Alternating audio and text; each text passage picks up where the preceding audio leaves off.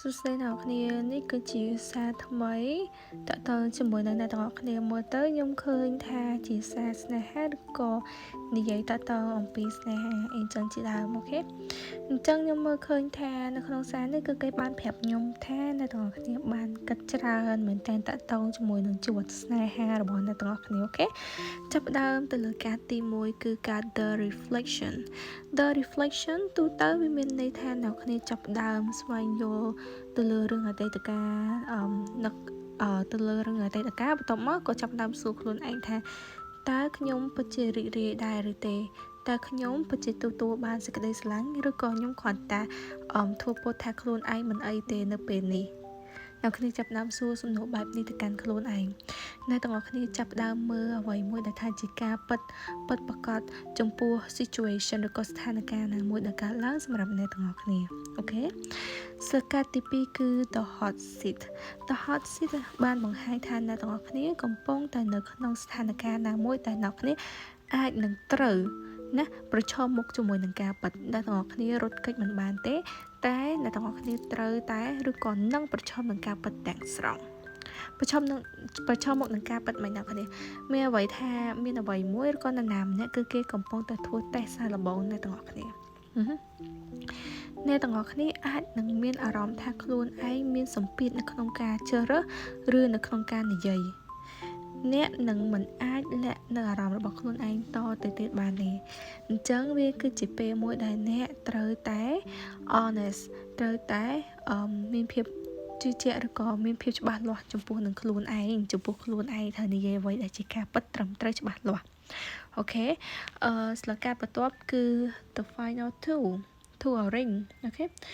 Touring បានបង្ហាញថាអ្នកមួយចំនួនគឺពិបាកនៅក្នុងការជ្រើសរើសរវាងពីរជម្រើសរវាងមនុស្ស2នាក់ឬក៏រវាងផ្លូវ2ជម្រើស2ឬក៏មនុស្ស2នាក់នៅក្នុងពេលឥឡូវនេះអ្នកគ្នាអាចនឹងជួបមនុស្សម្នាក់ហើយនឹងមនុស្សម្នាក់ទៀត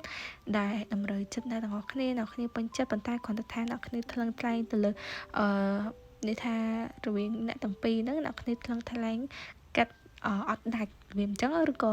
ផ្លូវជំរើសនៅក្នុងជីវិតណាមួយដែលគ្នាមានពីរជំរើសតែគ្នារើសអត់ដាច់រវាងផ្លូវមួយនេះនិងផ្លូវមួយនោះអញ្ចឹងទៅអូខេចំណែកមួយនៅក្នុងចំណែករបស់អ្នកហ្នឹងជីវិតរបស់អ្នកហ្នឹងចំណែកមួយគឺអ្នកគ្នាចង់នៅប៉ុន្តែចំណែកមួយទៀតអ្នកគ្នាចង់ចាក់ចេញទៅចឹងមានន័យថាអ្នកទាំងអស់គ្នាកំពុងតែព្យាយាមនៅក្នុងការធ្វើឲ្យមានតុល្យភាពប៉ុន្តែមិនយូរមិនឆាប់ទេអ្នកគ្នានឹងស្វែងរកផ្លូវដែលខ្លួនឯងហើយក៏អាចនឹងផ្ដល់ឲ្យខ្លួនឯងនូវសេរីភាពក៏ដូចជាសន្តិភាពខាងផ្នែកផ្លូវចិត្តនិងមិនផ្ដល់ឲ្យអ្នកគ្នានូវភាព stress ឬក៏ពិបាកចិត្តទេអត់អីណាអ្នកទាំងអស់គ្នាបើសិនជាអ្នកគ្នាកំពុងតែជួបរឿងរ៉ាវណាមួយដែលអ្នកគ្នាត្រូវតែមានការដោះស្រាយរវាងពីរជម្រើសអូខេមិនថាជំរើសអីអ្នកគ្នានឹងជ្រើសរើសទេមិនថារឿងស្នេហារឿងតង់តែរឿងបេះដូងឬក៏រវាងខួរក្បាលនិងបេះដូងខ្លួនឯងអ្វីដែលខ្លួនឯងត្រូវធ្វើនៅក្នុងជីវិតទេគឺអ្នកគ្នានឹងត្រូវជ្រើសរើសប៉ុន្តែអ្នកគ្នានឹងដឹងខ្លួនឯងនៅថ្ងៃខាងមុខថាអ្នកគ្នានឹងជ្រើសរើសនរណាគេឬក៏ជ្រើសរើសធ្វើអីគេមួយនៅក្នុងជីវិតបន្ទាប់មកគឺស្លាកកាត់ red flag ហ្នឹងគឺជាស្លាកកាត់មួយដែលអ្នកគ្នាត្រូវតែប្រុងប្រយ័ត្នអូខេប្រុងប្រយ័ត្នទៅលើសញ្ញាណាមួយអ្នកគ្នាដឹងថាមានអ្វីមួយគឺវាខុសទំនងនៅក្នុងជីវិតរបស់អ្នកគ្នាឬក៏ខ្ញុំមើលឃើញថាអ្នកទាំងអស់គ្នាអាចនឹងជួបមនុស្សណាម្នាក់នៅក្នុងជីវិតរបស់អ្នកគ្នាឬក៏ម្នាក់នឹងមិនថាមិត្តភក្តិឬក៏នរណាគេទេនៅក្នុងជីវិតរបស់អ្នកទាំងអស់គ្នាគឺគេមិនស្មោះត្រង់ជាមួយនឹងអ្នកគេអត់ serious ជាមួយនឹងអ្នកទាំងអស់គ្នាឬក៏ម្នាក់ហ្នឹងគឺគេអត់បានផ្ដល់តម្លៃដល់គ្នាពិតប្រាកដទេ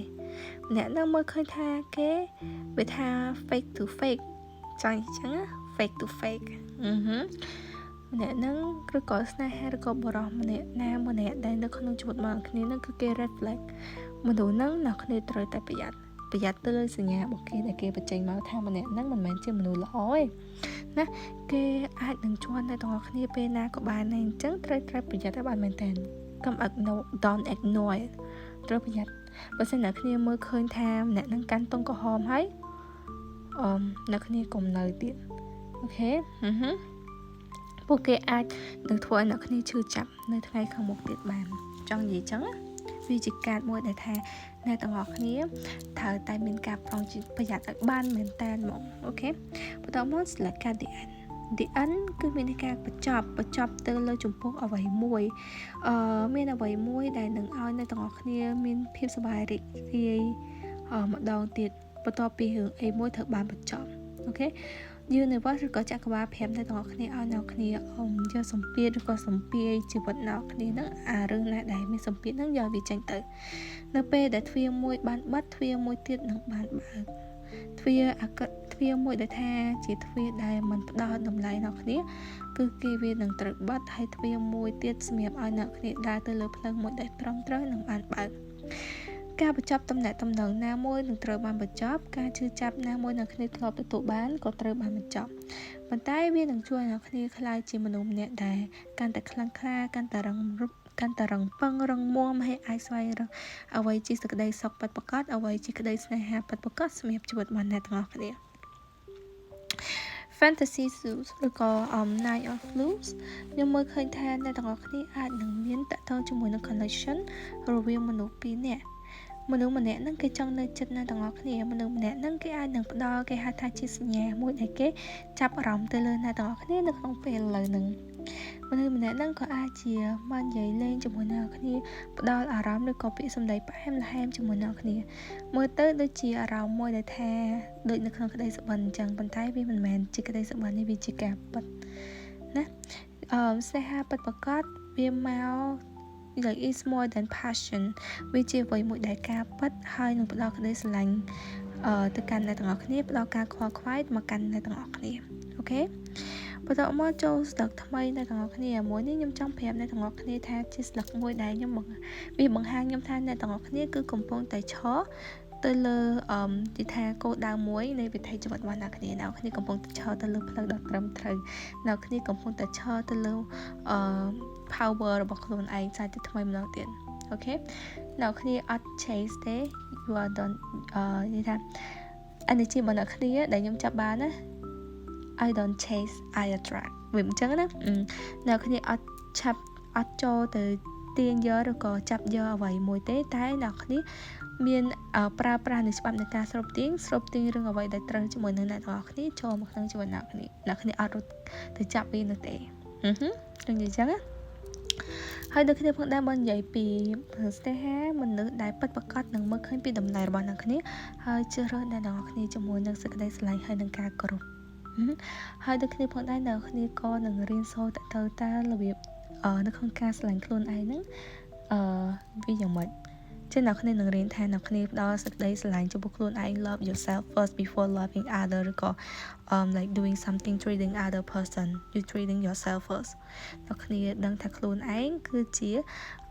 ការអតិភិបមុនដំបូងចម្បងគេបំផុតអ្នកគ្នាអត់ឲ្យនរណាគេផ្សេងមកជាអតិភិបសម្រាប់ជីវិតរបស់អ្នកគ្នាទៀតទេ That's really good ស្អាតខាងនឹងស្អាតខ្លាំងមែនតើអ្នកគេដែលបានមើលដល់នីតិនេះជាសារមួយដែលត្រូវសម្រាប់អ្នកគ្នាមកអញ្ចឹងមិនការអានការពីច្រើនគេចង់ឲ្យអ្នកគ្នាមើលតាំងពីដើមរហូតដល់ចប់ដោយសារ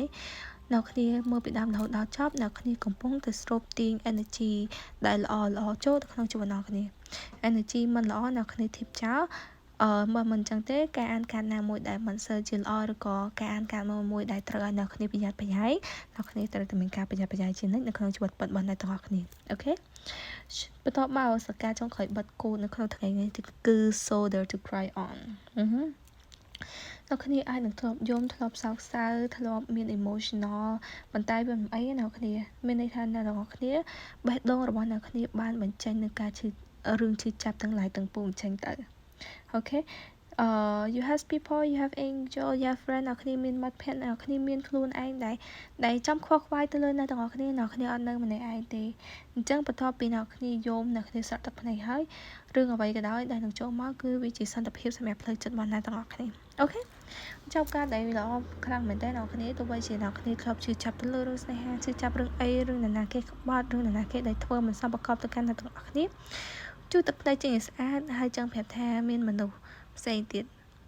ដែលគេស្វាគមន៍ដែលគេរីករាយនៅក្នុងការផ្ដល់តម្លៃឲ្យអ្នកទាំងអស់គ្នាពិតជាល្អខ្លាំងមែនតើល្អខ្លាំងអូខេសម្រាប់ដែលមើលវីដេអូហ្នឹងអូខេបើសិនជាអ្នកគេគាត់ចង់អានការថារ៉ូតដូចខ្ញុំនិយាយដែរចឹងគ្រប់វីដេអូនៅtrongវីដេអូឆាតទៅ page Dreamy Shop Cambodia Dreamy Shop Cambodia ហើយសម្រាប់អ្នកគេគាត់ចង់ទិញថារ៉ូតកាតយកមកលេងខ្លួនឯង yes ក៏ឆាតទៅ page Dreamy Shop Cambodia ដែរដោយសារ page Dreamy Shop Cambodia ក៏អាចជួយឲ្យអ្នកទាំងអស់គ្នាស្វែងរកនៅគេថា resource ជាច្រើនដើម្បីអ្នកទាំងអស់គ្នាចង់ហ៊ានថារត់កាត់អីចឹងទៅ